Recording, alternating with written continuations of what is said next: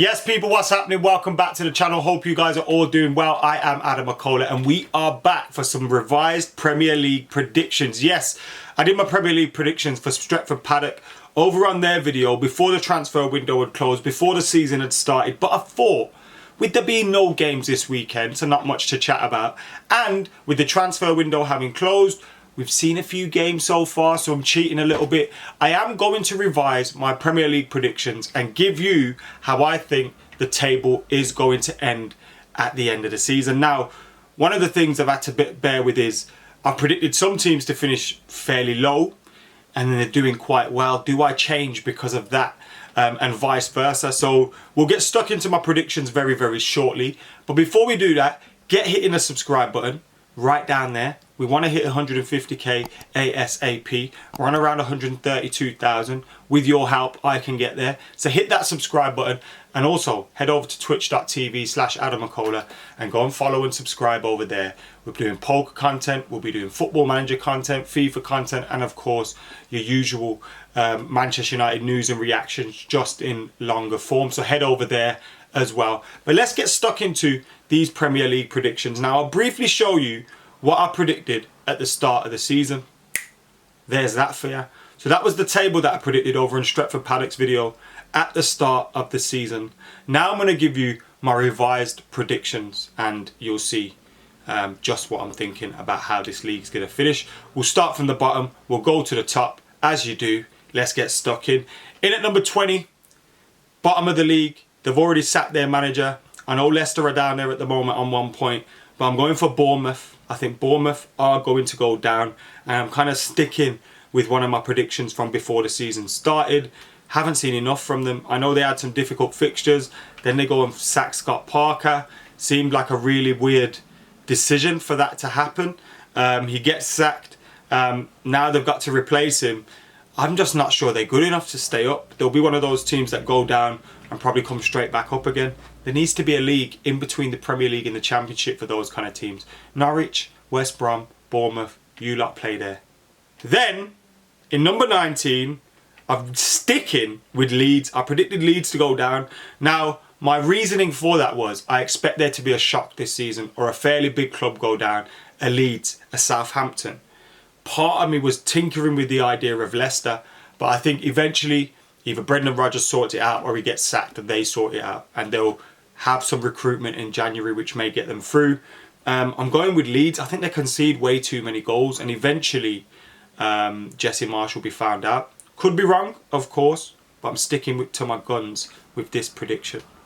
Now this might be a surprise to some, but filling that last relegation spot. Now this was difficult. I've been fighting, as I said. I thought about Leicester. I thought about Southampton. I thought about Forest. I'm going with Brighton. I think losing Graham Potter is huge. They lost some key players this summer, and I think, look, their recruitment's always good, but I think Graham Potter was a big part about what they do. His coaching, his expertise, his tactics, and I think without him, they've now got Adam McKola as a player manager. Whether he stays on as manager or not remains to be seen.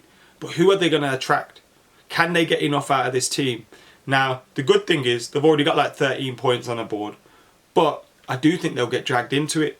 And when you look at some of the squads around the teams that you'd expect to maybe go down, you'd argue without that coaching of Graham Potter that some of those squads are better. And therefore, I wouldn't be surprised to see Brighton go on a run of defeats or dropping points in the next few games and really getting dragged into that mess. So those are the relegation spots. In 17th, I'm going for Everton. I just don't think Lampard's good enough. I think he could get sacked eventually. I also don't think they've got enough goals. Calvert-Lewin's got injury issues. Are they going to score enough goals to keep him up? They've just lost Richarlison. I think they'll stay up, but only just. And I think it's going to be a big decision made about Lampard this season. In at number 16, I've gone for Forest. They made about 25 new signings. God knows, I lost count halfway through. But some of them you look at and you think they could be useful in the Premier League. Bowley, Emmanuel Dennis, obviously Dean Henderson in goal, who, although he hasn't had a great start. Jesse Lingard, again, hasn't had a great start. Their manager's got them playing good football. They look like they'll be, positive and difficult to play against at home. I think Forest will keep themselves up. I really do. And they've made the investment. And it looks like, if it come to January and they were by the bottom of the league, they'd make more investment, and that's important. So I think Forest will stay up. 15th, I've gone for Southampton. They've got the ability to get big results in big games at times, but then also absolutely blown it and get slapped up 9-0 at other occasions. Hasenhüttl's a weird one, isn't he? He's a very good coach, but also at times he can be awful. Southampton, exactly the same. They're in that image. I think they'll finish in and around 15th. I can't see them getting close to that top half of the Premier League. 14th, Leicester. I think it's Rodgers' time is up. What about this for a prediction? I imagine Rodgers to be Villa manager by the end of the season. Rodgers leaves Leicester. Gerrard gets sacked. Rodgers ends up at Villa. I can just see that happening. 13th. Now this is a big change. I said they were going to finish bottom of the league in my last predictions. And I think their recruitment's been very good. They've got Jay Leno in goal from Arsenal. Andreas Pereira. Daniel James. Issa Diop. They've brought in Willian. Carlos Vinicius. And of course you've got Mitrovic banging in the goals as well. I think Fulham are going to stay up. Of course, one possibility is Mitrovic continues his fine form, goes out to the World Cup, continues to have a good, good moments at the World Cup, and potentially gets bought off them.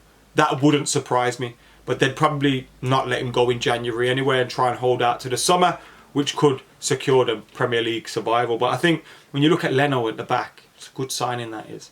They've got some good defenders that are battling. Andreas has started well for them. Daniel James will provide them with some counter-attacking ability. Daniel James and Andreas Pereira, bloody hell. Ole Gunnar Solskjaer would have loved that, wouldn't he? In at number 12, I've gone for Aston Villa. I think they should be performing and trying to get in the top 10 with the squad that they have. I just don't think they've got the right manager. I think Gerrard will be sacked this season. Then it'll be about a recovery for the next man that comes in.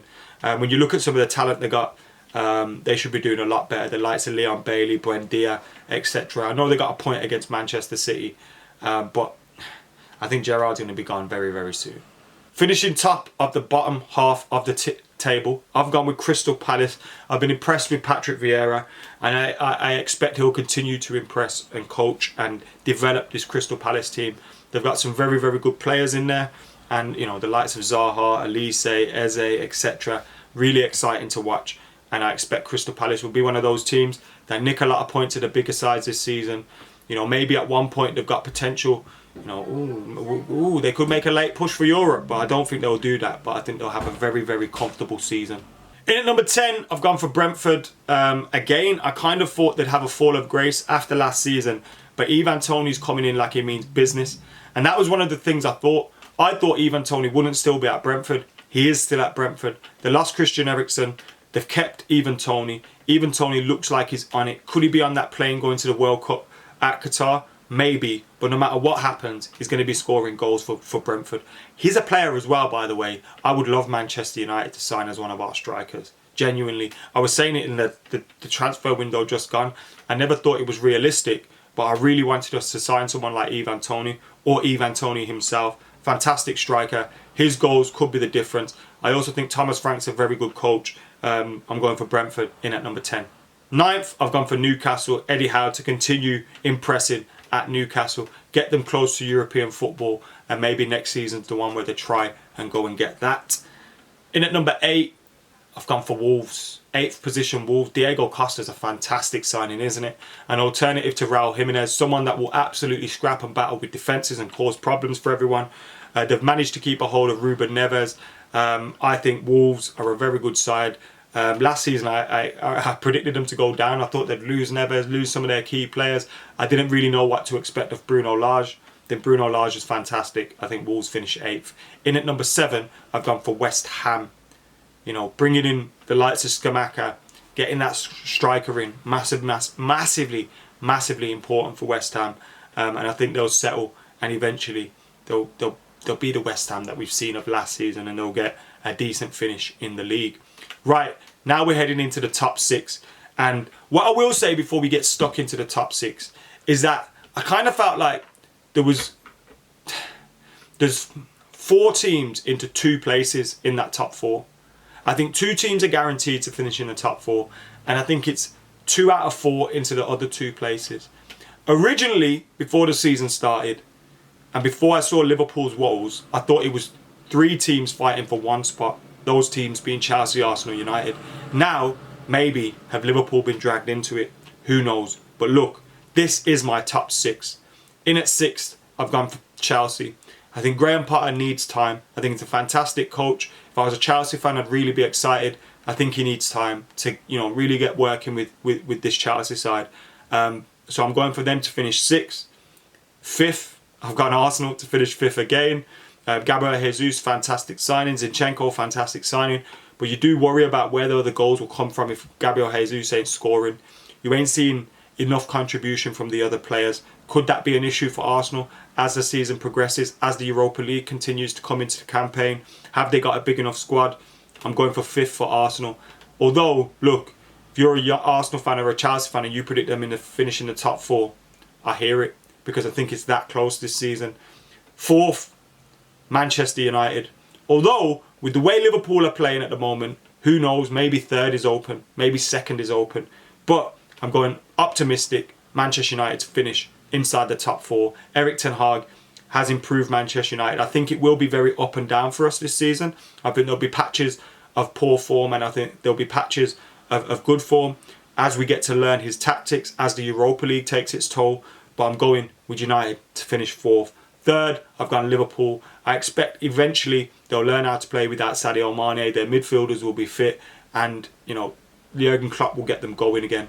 But I'm going for 3rd, Liverpool. 2nd, Spurs. And 1st, Manchester City. It almost feels like Manchester City are cheating with this Haaland, doesn't it? Remember LMA Manager, when you used to put in lots of dosh and just get unlimited transfer budgets? It feels like Man City have put lots of goals in somewhere.